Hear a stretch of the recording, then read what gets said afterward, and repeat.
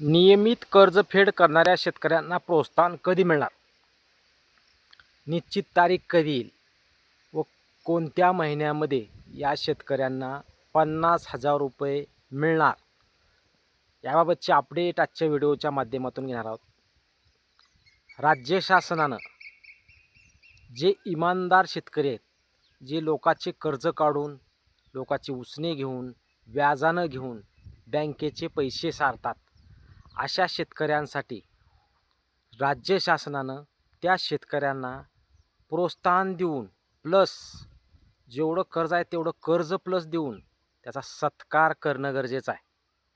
परंतु सगळं उरपाटं घडतंय शेतकरी मित्रांनो, सगळं उलट. जो थकवतोय त्याला प्राधान्य, जो इमानदारीनं भरतोय त्याला खुटी. अशा प्रकारची परिस्थिती सध्याच्या कर्जमाफीमध्ये आहे शेतकरी मित्रांनो. खूप आशा होत्या जून महिन्यामध्ये आपल्याला प्रोत्साहनचे पैसे जमा होणार, जून महिन्यामध्ये थकबाकीचे 2 लाख रुपये खात्यामध्ये जमा होणार, स्वतः मुख्यमंत्र्यांनी सांगितलेलं होतं.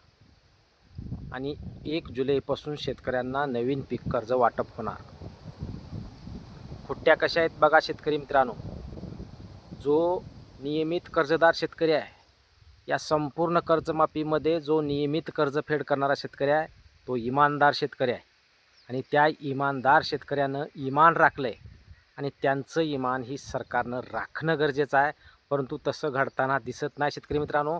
तुम्हाला नियमित कर्जफेड करणाऱ्या शेतकऱ्यांना या महिन्यात नाही, उद्याच्या महिन्यात नाही, पुढच्या महिन्यात नाही, तर प्रोत्साहन कधी मिळू शकतं? तर 1 वर्षभराने. आता तुम्ही म्हणसाल हे कशाहून तुम्ही सांगताय? सरकारनं आपल्याला काय सांगितलं आहे? 2024-25 2025-26 व 26-27 या कर्जाचंही तुम्हाला रिन्युअल करावं लागेल, तर तुम्हाला प्रोत्साहन भेटेल. आता शेतकरी मित्रांनो, ह्याच्यामध्ये गोष्ट एक आहे, जर 25-26, 26-27चं जर रिन्युअल केलं तर प्रोत्साहन भेटणार आहे. कोणतं वर्ष चालू आहे आता? 26-27. खूप शेतकऱ्यांनी 25-26चं केलेलं नाही, 26-27चं अजून करतील का नाही माहीत नाही. परंतु हे दोन्ही अटी या नियमित कर्जदार शेतकऱ्यांना आहेत. मग शेतकरी मित्रांनो, सध्या सीझन चालू आहे 26-27. म्हणजे ज्या शेतकऱ्यानं जर 25-26, 26-27चं जर रिन्युअल नाही केलेला असेल तर शेतकऱ्यांना प्रोत्साहन मिळणार नाही. अगोदर तर विश्वासानं काय सांगितलं? 2022-23, 23-24 आणि 25-26. मग 26-27 कुठून आले? 25-26, 26-27 हे प्लसमध्ये वाढीव का करण्यात आले? त्याच्यामध्ये एखादा वर्ष जर शेतकऱ्यानं कर्ज एखाद्या वेळेस नाही फेडलेलं असलं तर 2 वर्ष ज्यांनी फिरवाफिरवी केली आहे त्या शेतकऱ्यांना प्रोत्साहन देण्यात येईल असं सांगण्यात आलं. मग 25-26 आणि 26-27 काय आहे? आता जून महिना निघाला आहे. आता सध्या तुम्हाला रिन्युअल करावं लागेल, मग तुम्हाला प्रोत्साहनचा लाभ भेटणार. मग खूप शेतकऱ्यांनी 25-26चं रिन्युअल केलेलं नाही. त्यांनी काय करायचं? आता 26-27चं रिन्युअल करावं लागेल. मग 26-27चं रिन्युअल केल्यानंतर तुम्हाला मग प्रोत्साहनचे पैसे मिळणार. जो इमानदारीनं कर्ज उचलतो, जो इमानदारीनं पैसे उचलून इमानदारीनं पैसे फेडतो, त्याच्यासाठी नियम, अटी, निकष का? आणि याच मुद्द्यावर पंढरपुरामध्ये आज दुसरा दिवस आहे. रोहित पवार यांनी हा मुद्दा कायम लावून धरला आहे. महत्त्वाचे 2 मुद्दे आज त्यांनी लावून धरलेत.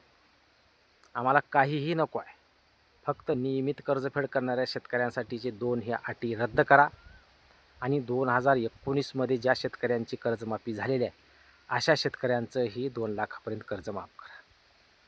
एवढ्या 2च अटी त्यांनी सध्या सांगितल्या. आज खूप शेतकऱ्यांनी त्यांना भेटले, शेतकरी नेते भेटले, किसान सभेचे नेते अजित नवले भेटले, माननीय कृषी मंत्र्याचे 2-3 फोन आले. त्यांनी समजावण्याचा प्रयत्न करत आहेत. ते स्वतः म्हणत आहेत कृषी मंत्री की तुम्ही बैठकीला या, बैठकीतून मार्ग काढू. परंतु रोहित पवार म्हणत आहेत आम्ही बैठकीला येणार नाही, तुम्हीच मार्ग काढा किंवा तिथून तुम्ही प्रेस घ्या की आम्ही 2019मधील कर्जमाफी मिळालेल्या शेतकऱ्यांना 2 लाखापर्यंत कर्जमाफी देऊ. प्लस नियमित कर्जफेड करणाऱ्या शेतकऱ्यांना हे ज्या 2 अटी घातल्यात आहेत त्या अटी रद्द करू, आम्ही उपोषण सोडू असं त्यांचं म्हणणं आहे. जोपर्यंत या 2 गोष्टी होत नाहीत तोपर्यंत आम्ही उपोषणावर उठणार नसल्याचे त्यांनी स्पष्ट केले. प्रोत्साहनमध्येही अटी घातल्या जाव्यात आणि सहजासहजी कर्जमाफी कोणाची होणार आहे, तर सहजासहजी कर्जमाफी थकबाकीदार शेतकऱ्यांची होणार आहे.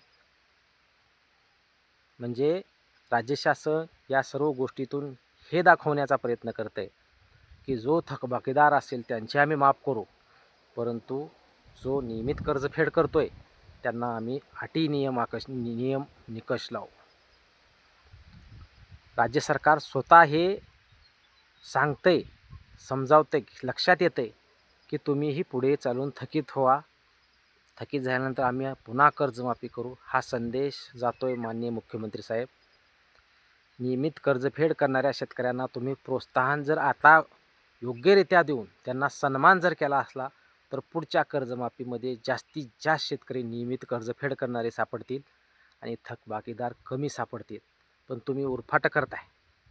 तुम्ही काय करताय? नियमित कर्जफेड करणाऱ्या शेतकऱ्यांना 2 ते 3 अटी निकष लावायच्या आणि थकबाकीदार शेतकऱ्यांना सहजासहजी कर्जमाफी करायची. हा कुठला नियम आहे? मान्य जे शेतकरी थकबाकीदार आहेत त्यांची कर्जमाफी व्हावी. 2 लाखापर्यंत तुम्ही माफ केली आहे. मग 2019 मधले शेतकरी का टाळताय? 2019 मधील ज्या शेतकऱ्यांची कर्जमाफी मिळालेली आहे त्याही शेतकऱ्यांना 2 लाखाची संपूर्ण कर्जमाफी मिळावी.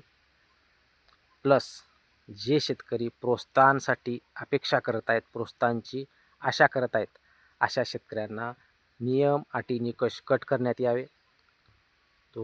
25, 26, 26, 27 ही जी अट घालण्यात आलेली आहे नियमित कर्जफेड करणाऱ्या शेतकऱ्यांना, ही अट रद्द करावी. सहजासहजी त्या शेतकऱ्यांना 1 वेळेस 2 वेळेस जर नियमित कर्जफेड भरलेला असला, आज सध्याला जर तो चालू शेतकरी असेल तर त्यांच्या खात्यामध्ये सहजासहजी 50,000 रुपये तुम्ही टाकणं गरजेचं आहे. मागणी लाखाची होत असली तरी राज्य शासन यामध्ये वेळकाढूपणाचा प्रयत्न करू नये. आज रोहित पवार या 2 गोष्टी सक्सेस केल्याशिवाय उठणार नाहीत एवढं स्पष्ट आहे. त्यांनी आज खडसावून सांगितलं आहे, या 2 गोष्टी मान्य कराच तरच आम्ही अन्नत्याग आंदोलन संपवू, अन्यथा आम्ही विठ्ठलाच्या पायरीवर जाऊन अजून आंदोलन करू असा त्यांनी इशारा दिलेला आहे. आज त्यांचा दुसरा दिवस आहे. त्यांची तब्येत खालावत चाललेली आहे.